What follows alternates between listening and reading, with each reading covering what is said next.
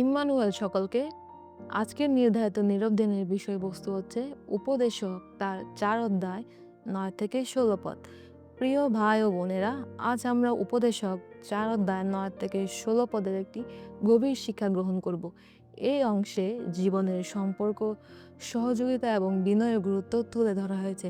এখানে প্রথমত আমরা দেখতে পাই সহযোগিতার আশীর্বাদ, যেটা পদ 9 থেকে 10 পদে বলা হয়েছে, দুজন একজনের চেয়ে ভালো, কারণ তারা তাদের পরিশ্রমের ভালো ফল পায়। এখানে আমরা দেখি যে একসাথে কাজ করলে ফল বেশি হয়। যদি একজন পড়ে যায়, অন্যজন তাকে উঠিয়ে দেয়। জীবনের পথে আমরা সবাই কখনো না কখনো হোঁচট খাই। তখন আমরা পাশে একজন বন্ধু, সহকর্মী বা পরিবারের সদস্য পাশে থাকলে আমরা আবার দাঁড়াতে পারি।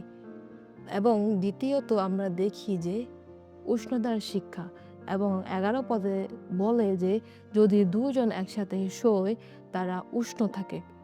এটি শুধু শারীরিক উষ্ণতা নয়, বরং মানসিক ও আত্মিক উষ্ণতার কথাও বলে। একে অপরের সঙ্গ আমাদের জীবনে সাহস, শান্তি ও আনন্দ যোগায়। একাকিত্ব মানুষকে দুর্বল করে, কিন্তু সম্পর্ক মানুষকে আরো শক্তিশালী করে তোলে। এবং তৃতীয়তে আমরা দেখি ঐক্যের শক্তি। এবং 12 পদে 3টি সুতো একসাথে বাঁধা হলে সহজে ছিঁড়ে না। এটি একটি শক্তিশালী চিত্র। পরিবারের ঐক্য, বন্ধুত্বের ঐক্য এবং বিশ্বাসের সম্প্রদায়ের ঐক্য আমাদের অটল রাখে। যখন আমরা একসাথে থাকি, তখন শত্রু আমাদের সহজে ভাঙতে পারে না। এবং চতুর্থত বিনয় ও জ্ঞানের মূল্য। পদ 13 থেকে 16 পদে বলা হয়েছে যে দরিদ্র কিন্তু জ্ঞানী যুবক একজন বৃদ্ধ ও জেদি রাজাকে ছাড়িয়ে যায়।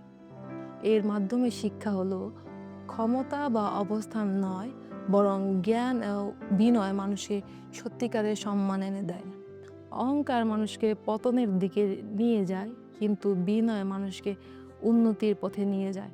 এবং পরিশেষে প্রিয়জনেরা, এই অংশ আমাদের 3টি মূল শিক্ষা দেয়, যেটি হলো সহযোগিতা জীবনের আশীর্বাদ আনে, এবং দ্বিতীয়ত সম্পর্ক আমাদের উষ্ণতা ও সাহস দেয়, এবং তৃতীয়ত আমরা দেখি যে বিনয় ও জ্ঞানই সত্যিকারের সম্মান এনে দেয়। আমরা যেন একে অপরকে সাহায্য করি, একে অপরকে উষ্ণতা দিই এবং বিনয়ে চলি। তখনই আমাদের জীবনে ঈশ্বরের আশীর্বাদে সমৃদ্ধ হবে। আমেন।